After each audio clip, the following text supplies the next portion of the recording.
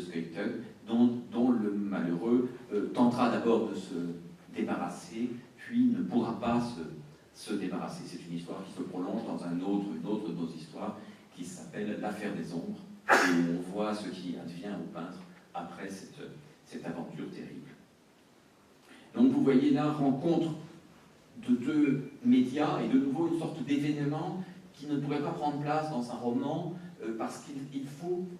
le voir pour le croire. Il faut vraiment percevoir cette émotion particulière de la rencontre de deux familles d'images pour que cette chose qui s'est imposée à nous d'ailleurs, parce que nous n'en avions qu'une idée un peu plus vague quand on a commencé l'histoire, prenne toute sa force comme la couleur à l'intérieur de la tour. Je vais passer un peu plus vite sur d'autres histoires, comme L'ombre d'un homme, une histoire là, tout en couleur, et une histoire, on peut dire, haute en couleur, puisque la couleur est au cœur de son thème. La couleur est décisive et déterminante, et d'ailleurs le travail graphique de François, qui est toujours différent d'un album à l'autre, ici partait de la couleur, c'est-à-dire que les planches sont d'abord rapidement esquissées au crayon, puis mises en couleur,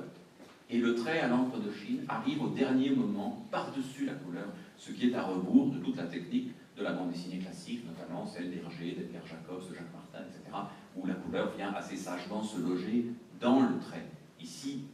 le trait vient souligner les éléments qui doivent l'être, mais c'est la couleur qui véritablement structure le dessin. On se passe, tout se situe là dans une ville d'allure assez futuriste, Blossfeldstadt,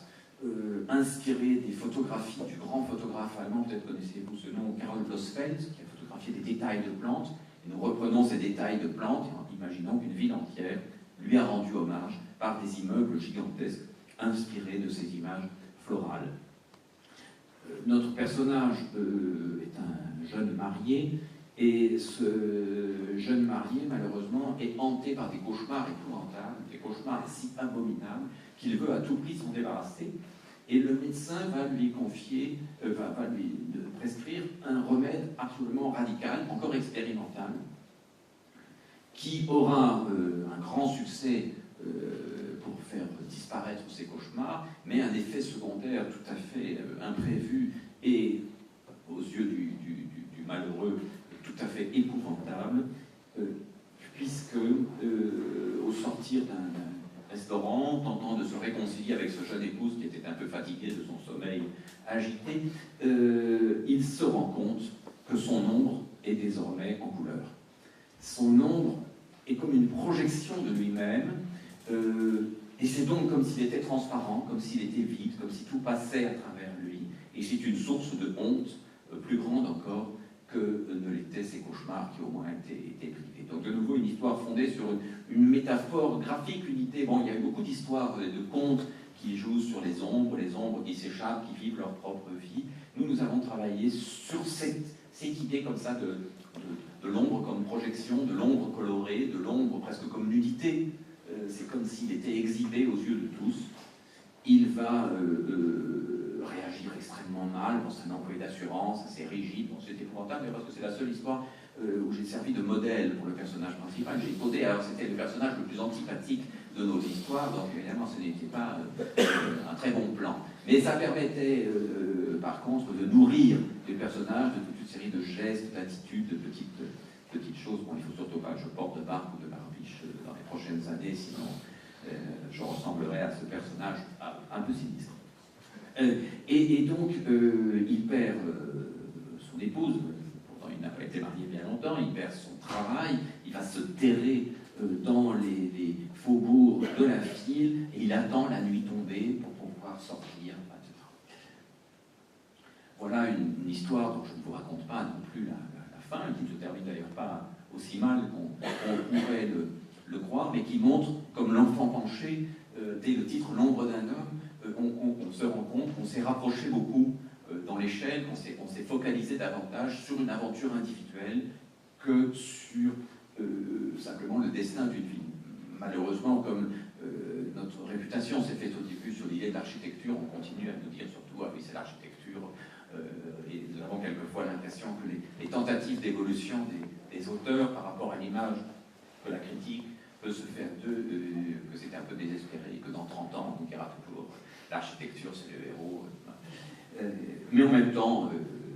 ce n'est pas tout à fait faux, et même dans les albums comme L'Enfant penché ou L'ombre d'un homme, où le personnage plus important, le décor garde toujours une grande place. Donc ce monde des cités obscures s'est construit peu à peu, nous étions amenés à comprendre sa chronologie, son organisation, les rapports entre les différentes villes, puisque c'est un monde surtout fait de villes, peu de choses entre des villes, et une chose qui nous passionnait l'un et l'autre, c'est les cartes. La cartographie, donc nous avons établi de nombreuses cartes, qui, comme les cartes de notre monde, ont d'ailleurs quelques contradictions, n'ont pas toujours de superposition parfaite, qui permettent de situer les villes dans lesquelles se sont passées nos histoires les unes par rapport aux autres, mais aussi de sentir tout ce qu'il y a entre les histoires, tous les récits potentiels qui pourraient venir. Et l'une des histoires que nous avons développées, La frontière invisible, met en scène un jeune cartographe qui va rejoindre, comme premier emploi, nos héros, comme je le disais, rajeunissent à mesure que nous prenons de l'âge, rejoint le centre de cartographie, un centre absolument gigantesque qui collationne des cartes de toutes sortes, de toute nature, cartes thématisant tout ce qui peut exister. Et donc un lieu reculé, retiré, loin de toute ville, dans un pays, à peu près le seul pays qu'on mentionne dans le monde des cités obscures, la Sodrovno-Voldachie, dirigée par un maréchal aux visées impérialistes très fortes et qui essaye de modifier de fond en comble ce centre de cartographie, car il a bien compris que la géographie, ça sert surtout à faire la guerre, et que les cartes, les tracés de frontières, ça sert surtout à préparer les annexions. Il revendique la grande Sodrovnie, et le malheureux jeune homme qui se trouve là, dans un institut cartographique quelque peu déboussolé par l'arrivée des militaires, ce malheureux jeune homme va faire carrière sans comprendre exactement dans quel jeu il est pris. Alors vous voyez là, il y avait autrefois les maquettes de Bruegel, que je vous montrais ici. Ils ont décidé, un peu de façon borgésienne, de créer une carte absolue, une carte en relief, et elle est tellement vaste qu'il faut toutes sortes d'engins pour arriver à la compléter et à s'y promener. Et puis, ce jeune homme expert en cartes, brillantissime dans la détection des moindres signes cartographiques, va à un moment se trouver confronté au paysage réel, à une sortie hors du monde de l'Institut de cartographie, affronter le vrai monde, et là, malheureusement, se rendre compte qu'il n'a absolument aucun sens de l'orientation, ce qui ne me semble pas si absurde pour un cartographe. Et donc, arpenter un territoire, là non plus, je traverse les fragments des histoires sans bien sûr vous raconter le détail de leur aventure, mais plutôt les enjeux qui ont été les nôtres et l'extension de ce monde imprévu pour nous au début, puisque quand nous faisions un premier album, nous n'imaginions même pas qu'il y en aurait un deuxième, ni, a fortiori, que toute une série se bâtirait petit à petit. Alors ces albums ont pris des formes très, très diverses, puisque certains sont des bandes dessinées à part entière, en noir et blanc, en couleur, comme je le disais, mais que la série a accueilli d'autres types de livres, certains plus proches du récit illustré, et même, dans certains cas, des images en pleine page, une forme narrative très différente, comme dans L'Archiviste, dont je vous montre ici une première page, un récit qui est toujours structuré entre page de gauche et page de droite, avec une séquence où on voit un personnage qui reste dans l'ombre sur la page de gauche, et sur la page de droite, chaque fois les documents qu'exhume cet archiviste et qu'il analyse. Et à la dernière page de cette histoire, nous avons rendu hommage à l'un des écrivains que nous admirons le plus, et qui est Borges.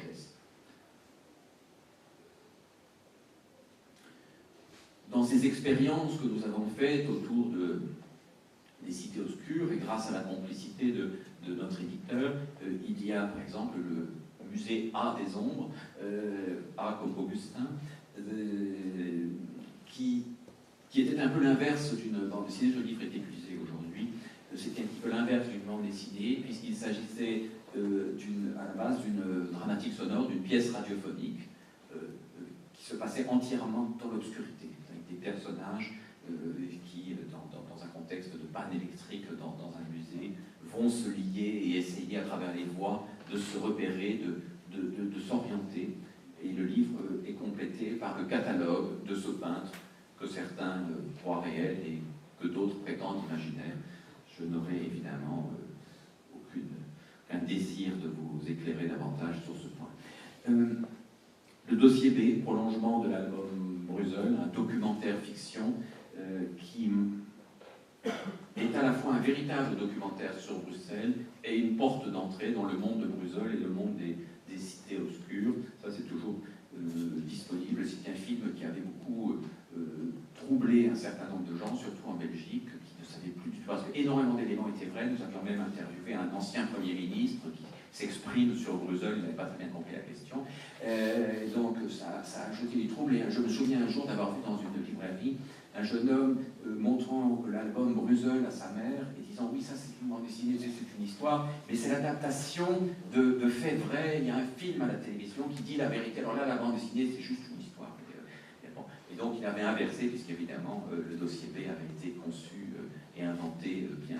après la bande dessinée. Et après tout, quelquefois d'ailleurs en racontant ces choses un petit peu étranges sur le pourquoi, des travaux, des modifications de Bruxelles, avec des documents d'archives, quelquefois on se demandait